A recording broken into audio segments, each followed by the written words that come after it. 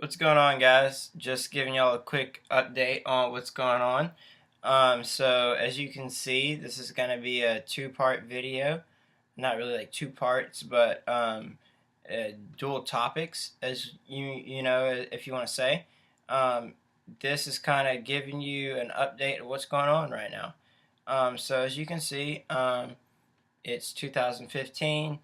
If you've known me previously or seen any old pictures of me, I've kind of rocked this shaggy dog mustache for the longest. Well, I got feedback that, that was not cutting it. I was looking kind of scrappy. Typically, I let people say what they want, but I really gave it some thought, and, I'm only 21, so as far as facial hair goes, I can adapt. I could change quickly, and try new things. Shave it off; it'll grow back in a few days or whatever. So I've been rocking this for like the past quarter, like of 2015, like spring 2014 or whatever. But anyway, or fall 2014 actually. Anyway, this video is more so actual like big changes. So as you can see, I'm starting locks right now. I'm going to give y'all a 360 view. Hopefully you can see over the hump in this chair. Kind of lean a little bit. Okay, this is my 5th day in. But this is the second time I've had locks. Locks have previously been something that I did for 3 years. Grew them out, washed them, shampooed them, all that good stuff, really took care of them. But I wasn't really feeling them towards the end. I was kind of looking like the little shaggy dog over there, as you can see. Um, I was taking care of my hair and everything, but I actually learned how to maintain my dreads myself, and I would spend the hours necessary to, clean up my roots, shampoo it, do the full retwist, sit on the dryer, and all of that. Well, on the days that I didn't really have the time and I still want to look fresh on the next day, it really would hurt to go into that pocketbook and go through the scheduling of an appointment with my loctician and actually go sit down and have my hair done. And while I'm sitting there thinking for 4 hours, I could do this easily on my own. And this is when I was still like getting from little boy to like, what you could say is grown man money. Well, you know I kept waking up. I wasn't feeling right. I was going through a few things at the time, and I was just thinking, it's time for a change. Yeah, if I'm going to school for music. I'm a audio engineer.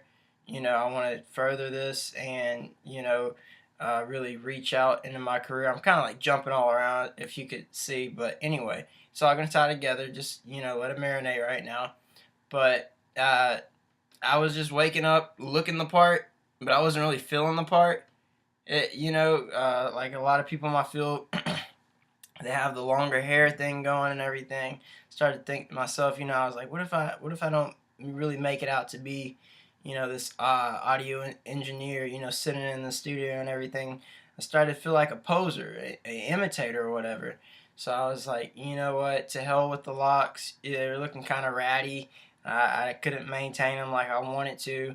So I woke up one day and wanted to change. I was actually getting ready to go to Houston. I was going shopping in Houston, and I just wanted to have like a fresh little lineup and everything. And that's when I was just like, that's not gonna happen by tomorrow.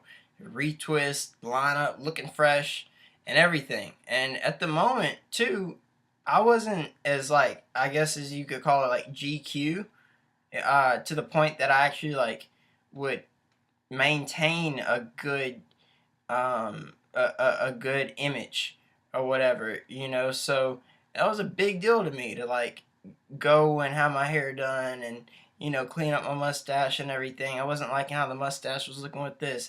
There's a lot of things that I was trying to get right all at once. So long story short, I cut the locks. It really hurt. It didn't hurt physically, but it really hurt me mentally, spiritually. You might even say I just was waking up every day and I was just like, ah man, I really miss my hair. I will never cut my hair again. and I was seeing other guys with locks and stuff, and they're like, "Ah, man, I'm thinking about cutting my locks. I'm thinking about trying a new hairstyle and stuff." And I'd be like, "Nah, don't cut them. Just hold on to them. Think about it for a little longer. Just don't make any like quick decision or anything, because I was really feeling it. The struggle was real, if you might even call it that. But I got through it. Let my hair grow out some more. I got some edge ups, got it trimmed up. And it would just keep growing and getting healthier and healthier. And I just started thinking to myself, I was just like, you can't be so quick to jump to a decision that you've only thought about maybe like here and there, and then all of a sudden you come up with this decision, and then 2 to 3 days in, you act on it. You got to kind of think about stuff like that.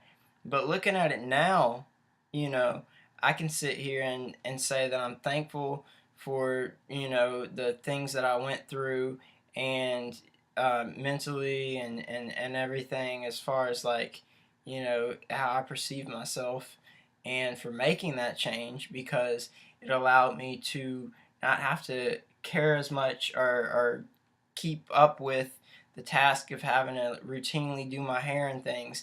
I was able to focus on other things at the time. And I know you get guys out there, you probably don't even have long hair, if you just stumbled across this video or something like that. But it really is a big time um, time hog, or I can't even get my words straight right now. But it's something that if you're just like half in half out about it, you got to oil up every morning. And I know guys are used to fades and everything, or even just long hair, just just quickly putting something in and then going, maybe even a little bit of water. But it's something you really got to take care of, because it'll start to like change the rest of your look. You can't just put on like just a fresh t-shirt or a gold chain or something. If you're looking at like a Rasta, if you might say, or whatever, you're gonna dress that way, because it's one entire look. You can't just pick from one theme and mix it over here and stuff. There's eclectic, and then there's just like, what is he doing? So you can't be half and half. You can't put on a suit and, I mean, do what you want. You know what I mean? Go out in a tutu if you want, but a suit's not going to look fresh with this frizzy, matted type thing going on. So anyway, what I did differently this time was, as you can see, I don't have that many dreads right now, and or twist, whatever you want to call them, because they haven't even like started locking. Like I said, I'm 5 days in. I like the length. I'd been growing out my hair for a year after I cut it, about a year and a half or whatever, and I really like the length. Excuse me. I really like the length, and I like the thickness, and I'm sure as they start to mat and lock and everything, I'll see more width and girth from them. But as of right now, I'm comfortable with the beginning process of the whole locking process. I'm not upset or anything that I just have little twigs or whatever. Because like I said, I love the length right here. I even have a few tucked behind my ears. I feel like when I first started with more dreads, that it took longer to even get to here. Like I said, this is my 5th day with them. I've only been to my loctician but twice, and I don't know much about hair, but I can learn very quickly. And from what I've heard so far, is that by doing bigger sections and fewer locks, that you have more length to your hair, and it holds a twist better, and it's not going to start to get as loose as if you have more dreads. And I'm trying to make this video more so about size and diameter, or whatever, about locks, because I've looked through YouTube. There's not many videos about different size locks and different things. This is something I've completely tried on my own. Unless you're out there, you're a full like Rasta dude or whatever, and going with the whole like thick thing or the weekend type thing. It's just not something that I've seen that's been maintained properly. Whether or not you're trying to intentionally like go the natural process or try this, I just haven't seen it. you know, at least not maintained. I haven't seen it. So this is a maintained version. You know, I'm really big into like professionalism and all of that. But at the same time, like to have fun on the weekend, go to the beach, and be able to kind of like take on a different persona, still be the same person, and be able to go to work the next day and be professional and be able to fill out a resume. And when I walk through that door, I don't want them to be like super shocked. You know, I might want to like do like a double take or whatever, but it's cool. I got the job that I have now with long. My hair was down to my shoulders. You know, just every time I moved, it would sway a different way, and I feel like that's okay.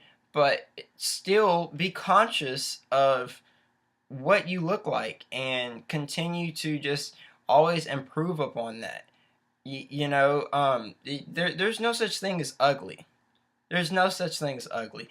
Everybody has inner beauty, and it just takes time and effort and thought and artistic perspective of what you look like. Because I've heard that I look 10% uglier to everybody else than what I look. So if that's true, you should be trying to look your absolute best. So that's that. I wanted to really make this a dual video, like I was talking about, a two-part thing where I was showing you my like home studio and everything. But right now it looks like this took up a lot of time. Subscribe, you know, keep looking at everything. But really, this is just a quick overview. And I actually wanted to show you this product. But like I said, since I promised that this was a dual video, just get a quick glimpse real quick. Got my Fender Strat up there. I really don't play guitar much. You know, I know the chords and everything. I can't keep rhythm for anything, but I use that to make beats and like do like really cool like transitions and everything. You're probably looking at me like, oh, you use that to make beats? Like, yes, I record guitar in through my sound card and directly just, you know, put in whatever I'm working with into my project. I chop it up into like each chord, put a cool like pedal on it or whatever, and just get to work. If anybody can recommend any physical pedals, please let me know. Right now I'm currently using Logic's pedal board. But let's get back to the hair, and that's my acoustic panel back there. Planning on building more this summer. As you can see, it looks larger in here, but really in perspective of how it should be, it's not that large. Okay, back to here. This is what I'm using. As you can see, this is Naughty Boy Dread Wax. I actually bought this on eBay through their Naughty Boy website, and for sake of video quality and you know, a good video, I'm not going to get up and show you other wax and stuff. If you know basic dread products, you know about Murray's beeswax. It's very popular. Just any sort of beeswax. I've even used off-brand beeswax before. But the most basic beeswax that you can find in a store is either it's going to say clear. It really looks like a yellowish paste or something like that. A clear beeswax. And then there's a black beeswax. When I had my first set of dreads, I love being able to say that, by the way. That just means that you just have such spiritual growth that you've been through 2 sets of hair that just makes you stronger. I say the bigger the hair, the closer to God. So if you could do it over again and start from the bottom, and you know, now you're here or whatever, you're really up there. So anyway, on my first set of locks, I would use beeswax, typically Murray's beeswax. There have been instances when I would use smaller or cheaper beeswax. Sorry, I was looking down at the time. We're 14 minutes in. But anyway, I would use the cheap off-brand beeswax that you could get from Sally's or whatever. But this stuff right here, let's really talk about this. I'm going to show you this. Yeah, hopefully this is nothing but dread people watching, maybe a few like audio guys out there. You probably just looked at it when I opened it. But yes, this is a brown, I'm going to call it a paste. It says wax. But you know how harsh people criticize guys and ladies or women who use wax in their hair, or dread wax, I should say it right. We're not putting candle wax in our hair, but they really criticize people. And this doesn't bother me too much, the smell or anything. Plus, I use a lot of different oils and products in my hair that you really can't smell the wax or anything. And like I said, I'm going to call it a paste. You can't smell this paste. But I really like using this, and the smell, it's not the best smell in the world, but it definitely does have a smell. I would say it's probably more faint than anything. But when you're using this sparingly, and I would say like walking outside and everything, yeah, you gotta think about it. This isn't a container. This is a lid. This is sealing in any smell or anything. And since it's not that strong, I would say walking around and everything throughout the day, you're gonna lose that almost immediately within like 30 minutes of like going outside or just like riding in your car. Maybe if you have the windows down or whatever. But the smell is kind of like I would call it a cocoa smell. It might just be because my like brain is playing tricks on me because this is brown, but I would call it a cocoa smell. Um, and my loctician, he smelled it. He said, "Ah, man, that smells like hot ass," and I quote, "hot ass." But anyway, I don't feel like I have any hot ass products in my hair.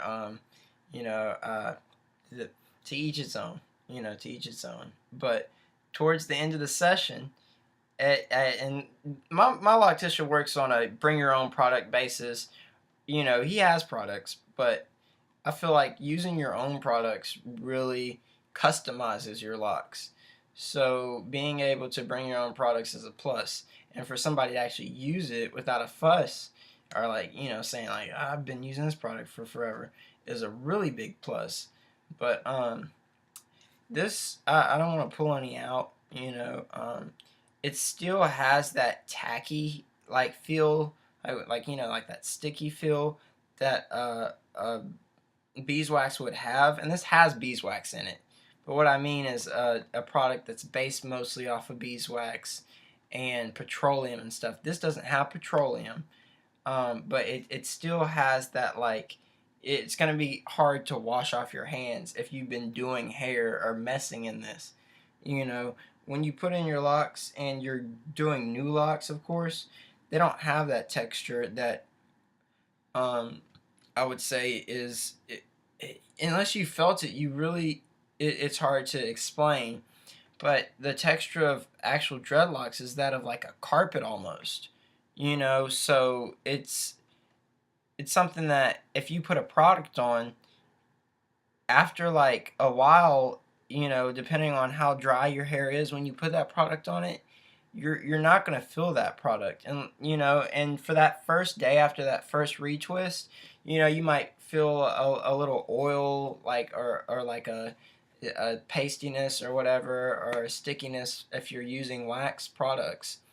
But after those first 2 days or something, you almost need to put more in your hair to keep it healthy and keep it thirst free. Because I always feel like when I have like full blown dreadlocks, when I'm putting product in my hair, it's like my hair is just drinking it.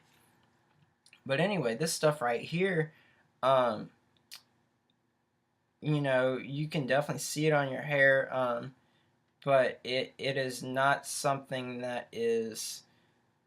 I'm reading these ingredients. I'm about to read them for you guys, but it's not something that's really really pasty or anything. You can definitely like kind of feel it there, but I'm not feeling these too much because I have a really fine hair type, to the point that like I don't like playing in my hair until it's actually started to lock up or whatever, and I don't shy away from the ladies with curious fingers or anything, but it personally at home I try and keep away from that. But yeah, let me go ahead and read these ingredients for you if you're interested in this. So the first ingredient you see is Sarah Alba beeswax. So you see that and you're like, oh, it's just like every other product, but no, there's more. And if you actually look at Murray's products, the clear compared to the black, you can see that the colored wax has more oils and different things in it, but it still has like different hard to pronounce names of things that I would think are chemicals that you don't really want in your hair, you know. And from the first use, I like it and everything, but to see actual results, you really have to go through a month long span of using different products, or using that product to really get a good idea of what it's doing to your hair. But anyway, this doesn't look like anything that's really going to hurt it. And a lot of people think that buildup is going to come from using wax or anything, but like I said, this is more of a paste. It's branded as a wax, just I guess so they can market it better. But buildup comes from using too much or anything, and not washing your hair and cleaning it properly. But if you're doing all of that and everything, really you should only have what you're using during that actual retwist session, you know, or crochet hook session. You know, you're not going to continue to build up some. A little bit of buildup isn't bad. You know, that comes with locks. Whether you're doing it natural, I'm sure there's like some like calcium deposits and different things in your hair that you might not be aware of, but using different products and stuff, at least you know what's in there. You know, this sounds bad or whatever, but to people with locks, you know what I mean, okay? You know what I mean. Don't shy away from, oh, my hair is like super clean, this, that, and the other. Yes, it's clean if you're washing it every day or every week or however often you're washing it. But there's things in there other than hair. Okay, it might be clean things if you're cleaning your hair and whatever is in there along with it, but there's a little bit of buildup in just about everybody's hair that has dreadlocks. Okay, so let's continue to get through these ingredients. Let's see. There's Sarah Alba beeswax. There's Ricinus communis. I'm actually going to read what's in the captions. That's castor. There's seed oil. There is fairly traded shea butter in here. I might be saying that wrong. And that's from the shea butter fruit or shea butter fruit. There's actually cannabis sativa, which is hemp seed oil inside of this. And there is avocado oil.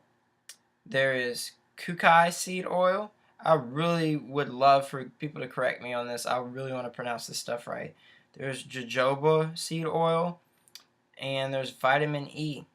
And it says it may contain black walnut shell extract for color.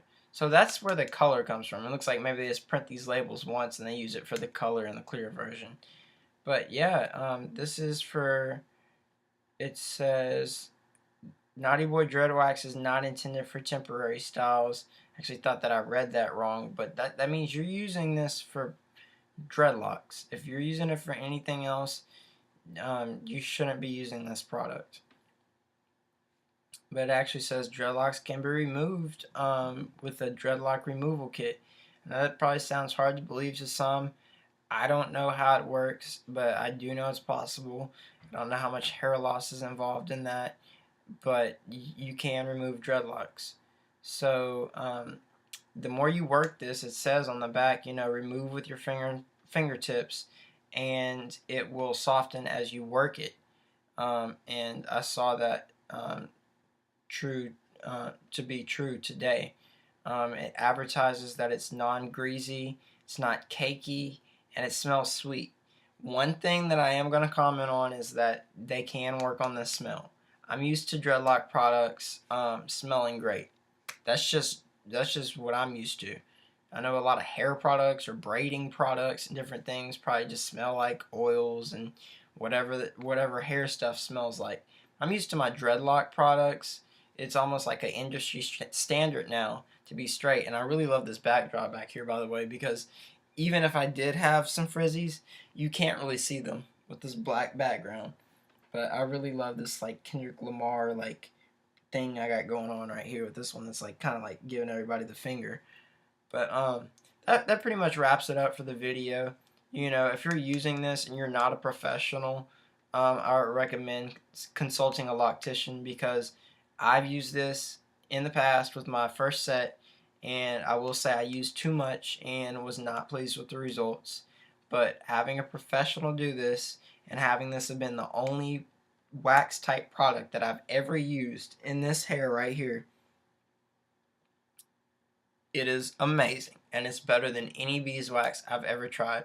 And I will continue to update these videos and let you know how I'm sitting after 30 days of using Naughty Boy Dread Wax. Naughty Boy Dread Wax. So thank you for watching, and please subscribe.